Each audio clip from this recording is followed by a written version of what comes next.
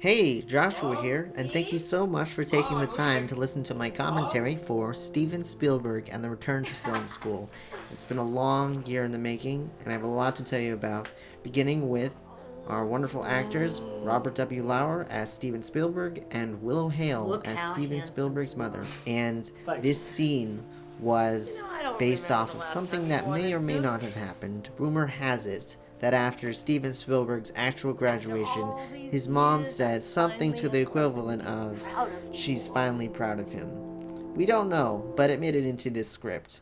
And the music for that scene was inspired by Saving Private Ryan. I love that brass chorale from Hymn to the Fallen, and I just wanted that to be a real warm moment between Steven and his mom. And this whole breakfast scene actually has been here since the first draft. I always wanted to evoke this comic sense of Steven Spielberg going back to school in the morning, his mom handing him a lunch pack. That didn't make it in, but we have this scene between him and George Lucas, played by Dennis Nicomede.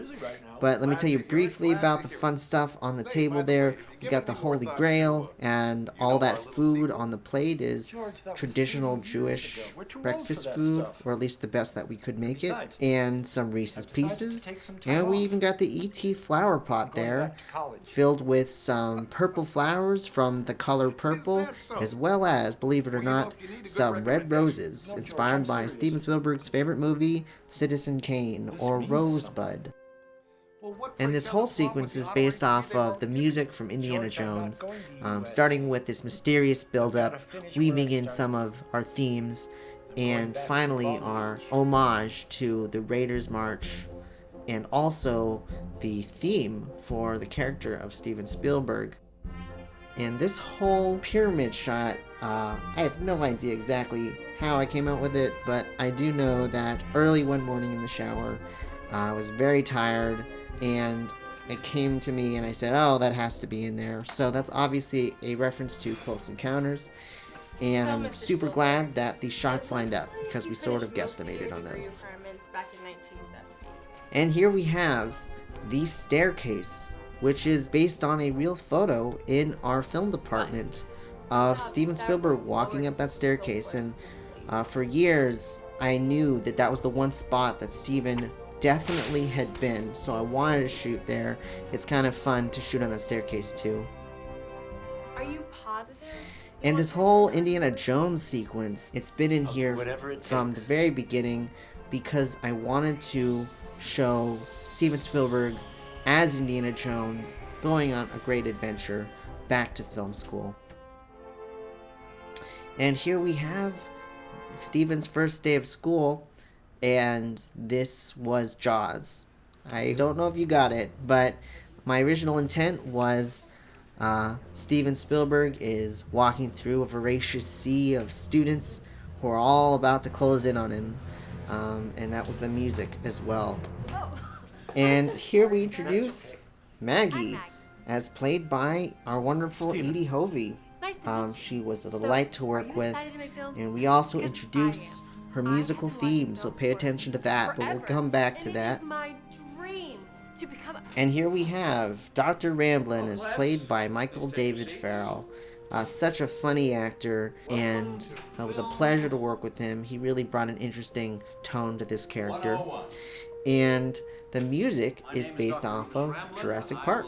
That moment when you first see all the dinosaurs. I love the French horn there. I love the beautiful, big, open, sweeping feel of it, because we're talking about, high art. Here it's very grandiose, kind of a little bit over the top. And comparing Steven to his peers, the so-called movie brats, was just another way that we wanted to bring Steven down in this scene.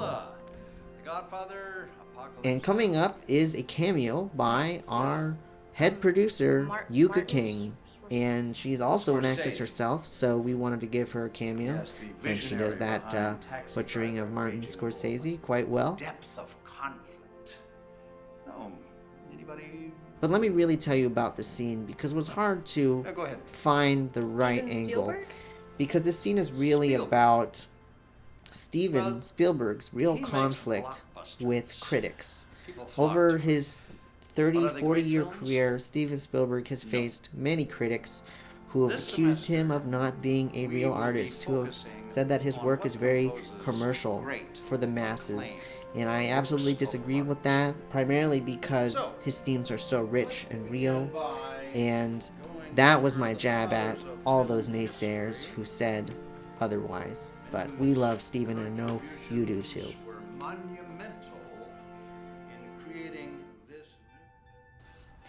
And Film Club. Wow. Film Club probably was the most difficult scene to write because didn't know exactly what to do with the scene. It was this really awkward scene. It's a scene that I would definitely write, but I wanted to make it fresh and I wanted to give it purpose. And I really realized that the scene was about Maggie, realizing that there needed to be a second arc in this story about Maggie and her journey to acceptance. That sort of is a similar but also opposite arc to Steven, who he is a famous filmmaker, but he's also looking for acceptance in his own way. And the music here is actually based off of a track from E.T. called The Magic of Halloween. And that track is very magical, but we wanted to give it our own awkward spin, and that includes the use of a woodwind quintet. And I think that that fits so well with that scene. We're gonna need a bigger budget. And here we are. George Lucas is played by Dennis Nicomede. Such a funny guy. Pleasure to work with him. And what you saw there was the ball roll in reference to Indiana Jones, the boulder, rolling boulder. But believe it or not, it was also a reference to Minority Report, that little red ball that has the name John Anderton on it. And here we have a reference to Steven Spielberg's television film Duel. If you haven't seen it, I highly recommend it. You should definitely go watch that. And there's some other interesting trinkets in George Lucas's office, including a hidden rabbit. But I want to tell you about the music here because it's inspired by Steven Spielberg's film The Terminal. And in that film, there's a wonderful clarinet solo. And they asked Daniel to write something in the style of that John Williams music.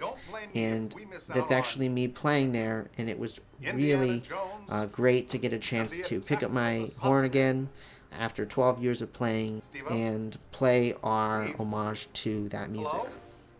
And really quick, 8113, that's a reference to Pixar and Steven Spielberg Soundstage and Editing Studios. That is real. That sign is very real. And so are the rooms here. This is the Steven Spielberg soundstage.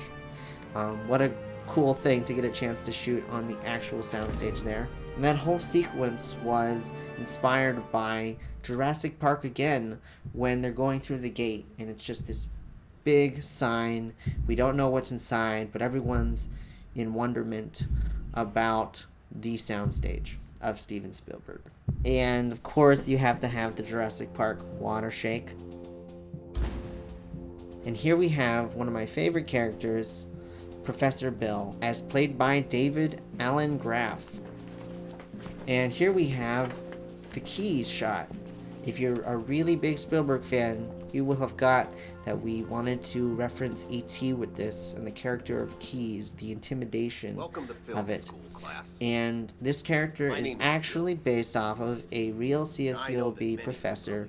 His name is Jack Anderson, and he's a great guy. He's even meaner than Professor Bill, but I did my best to recreate how much this teacher cares about his students.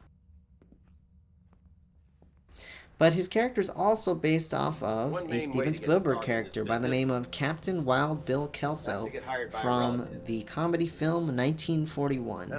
And in fact, the music is also partially inspired by that film. It's a march, and we just wanted to make it this funny sort of military type interrogation thing. So, No excuses. If this falls, and throughout the scene, Professor Bill's whole thing is safety, because he just wants the students to be safe. And on set, we actually had to create these safety hazards. And what's funny is everything that you learn about that is absolutely true, because at least 5 different people tripped on this loop and the stinger. It was so funny, but also kind of dangerous. So if you're on set, don't make these mistakes. Otherwise, you might just get kicked out of Hollywood. left this extension cable And turned on. finally, this scene is going to conclude with the line, "You'll never make it in this business." And this was a kind of a Someone risk, to could have be honest, tripped and because fell on that. there is an Now, this is ancient exactly rumor the kind of about thing that gets when you kicked Steven out of Spielberg Hollywood. originally left Cal State Long Beach in 1968. There was this rumor about a teacher who said Spielberg! something to the equivalent of, "You'll never make it in television." What's the problem? Professor, I We don't just haven't know, touched one of but these in years. I thought that was a really important Now, you piece see of here, conflict for the Spielberg here character spent his whole life in this the film. business. He doesn't And even know the I wanted to basics. put that in there because that How is much is actually so a real conflict for 'Cause if you film can't figure students out what is you're made of, you may not make it out there. So you'll that never was make it in this business. really important to get to this point. That was one of the last things that I wrote in the script. Speaking of some of the last things that I wrote in the script, the Mr. chase Spielberg, sequence. I have a lot of respect for your I work. wrote it in the And right in I the was wondering if you middle could spare a minute? because my wonderful my script. teacher, It's about these two guys Mr. who Tom find this Blomquist, told me that I needed to have more fun with the script. And what could be more fun than an Indiana Jones-esque chase sequence? And the music coming up here is based off of the Indiana Jones track, The Basket Game. And boy, John Williams, he just inspires me and Daniel, and he inspires all of us so much. And that's why we had to keep pushing the envelope with the music. And this is shot all over the film department. Walked up that staircase quite a few times over the last 4 years. Gonna be sad to leave. This is my last semester coming up. And there we have the Wilhelm scream, which, if you don't know, is a funny sound editing joke, which you can hear in Indiana Jones and the Last Crusade, and many, many other films all over Hollywood. So I just needed to have one of my own. And here we are in the actual Steven Spielberg television studio as well. That room is used as a miniature television studio. You can see all the television cameras we have in Maggie? there. And here That we you? have Maggie in her red coat. Go And away, this was Steve. a very specific choice because it's a reference to Schindler's List, which I think is Steven Spielberg's greatest film. And now I'd like to tell you about Maggie's theme, which What's is wrong? actually inspired by the Nothing. movie Hook. There's worry a about it. wonderful track called "You Are the Pan," and it's just this beautiful flute solo. And I think am I doing flute here, is a Steve? very nice instrument to What if I'm not convey ready for the all innocence of this? Maggie here. It doesn't matter. And Steven had the same Spielberg's question when I was advice, your age. so interesting here. But Again, I don't know based what off of brilliant real art is, and Steven I don't Spielberg have advice. great ideas, and In I- his interviews, he talks I about am listening to the definitely whisper no inside. And we definitely don't have have to to do be. that. He says You're that, young, you know, and you our have future dreams. is not so obvious. It always comes from behind. you must And I listen. really wanted to work that into the script. Listen And to I'm that glad little that I voice was that able to. whispers. I'm glad that we learned something Thanks, Steve. from Steven Spielberg. I'm glad I met you.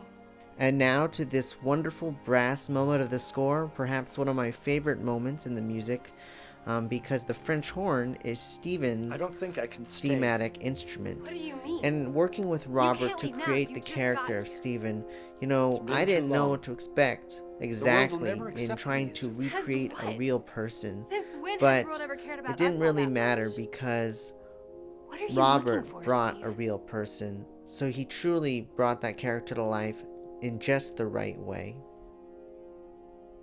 And here we have a wonderful violin solo played by Joseph Chung. He makes and it's blockbusters. I had to have this because You don't know who it he is inspired by the beautiful violin solo from Schindler's Indiana List. Jones. And there The in attack Stephen's of the hand is saucer my head. cell phone of 7 years, and I had to find a Because if you phone can't that figure was out what old, you're made of, from 2001. You'll So never make it. that was close enough. And The Greatest Show on Earth. Wow. This was the first film that Steven Spielberg ever watched as a child. His father took him to see it, and he was a little bit miffed about not seeing a real circus, but eventually he got over it because he learned that he loved film. And here we have our wonderful young actor, Jaden Bettencourt, who did a wonderful job portraying the young Steven Spielberg, as well as Paul Whetstone playing Steven Spielberg's father. And this was the gem of the film that everything was leading up to. I knew that we had to get this scene just right in order for the film to have the emotional impact that I wanted it to. Even if everything else was more comedy, this was the gem. And I still can't take credit for it because it's based on the real story that Steven Spielberg tells about his childhood. When he was a young boy, he picked up his father's movie camera, the Kodak Brownie from the 1950s. That's the camera that we bought right there. And he filmed his first movie on that camera. He says that he filmed one train going from left to right, then one train going from right to left, and then he filmed them both crashing in the middle. And it was inspired by The Greatest Show on Earth. And I don't really know for sure if that connection's made with the audience, because you don't know that. But I still wanted it, and I wanted to tell you at least our interpretation of that story.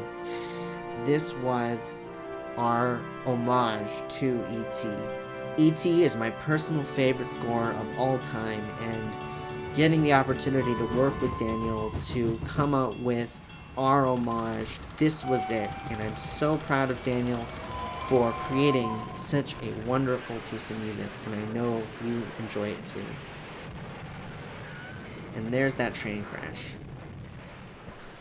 Maggie, wake up. Tell me about that idea you had. And here, the music, again, is inspired by Catch Me If You Can. There's just so many great tracks. I had to have all of them. Mise en scène. You may not know about mise en scène. It's okay. It's just a snooty film term about the art, again. So it's sort of an in-joke there. And two films that I think are Steven's greatest works there. And here we have the boom mic shot. This was the first shot I ever came out with in the fall of 2010. Oh my gosh, that was almost 3 years ago. Wow. And that was what triggered it. And, you know, it was just that scene. And I had nothing else in my mind for a while. But then it sort of snowballed into something bigger. And here we have some film students who can't seem to load their film magazines. You may or may not know what was going on there, but this is a little film joke there. And finally we have the popcorn scene. Boy, this particular shot took like 50 minutes to set up, but it looks great. It's beautiful. Great job to the lighting team. And they're on that couch watching Maggie's film. That was supposedly the film that Maggie directed. And finally, the real graduation ceremony. That was, of course, the real date, and it was an amazingly crazy day of shooting because we had everyone there, almost 50 people, but it was a lot of fun because this was really the triumphant day, and seeing all of our characters again, all of our actors were there on the same day. And this whole scene, for a while, was going to be Steven Spielberg giving a funny graduation commencement. And I ultimately realized that we needed to finish Steven Spielberg's emotional arc, and we needed to do it in the most eloquent way that we could. And so I cut all those lines, and it was just as simple as this handshake and seeing everyone that Steven had influenced on his return to film school. And there you go, finally one little scroll from The Adventures of Tintin that he's holding up in the air there. Yeah, I know you probably won't get any of those. And finally, the hat comes back. Really happy that I figured out what to do with this bookend, because it really helps to have something like that at the very end. And the hat itself represents Steven Spielberg, the adventurer. He's finally completed his mission. He's finally learned to accept himself for who he is. And, you know, it's a simple theme, but it's a theme that we all must face. And that's been my theme for the last 4 years. That last shot there was in the music department. I loved that sunset coming down as an homage to Indiana Jones and the Last Crusade. And it's actually quite fitting because of the wonderful music played by the CSULB Symphony Orchestra. That was an amazing experience to be able to record with some future great musicians. A wonderful cast here. All these students were thanks to the help of our producer George Brietigam, who actually made our classroom scenes look like classrooms, because you definitely want that. And a great crew as well. I can't even begin to express how fun it was to work with everyone. And coming up is a list of all the contributors and all the people who came together to make the film possible. I thank each and every single person on this list. And finally, the film really is dedicated to Steven Spielberg, John Williams, and all of the wonderful people who have worked over the last 40 years to bring those dreams into reality, and to really tell us a lot about who we are. So thank you so much for listening, and I hope you've enjoyed this adventure of one great man's lifetime.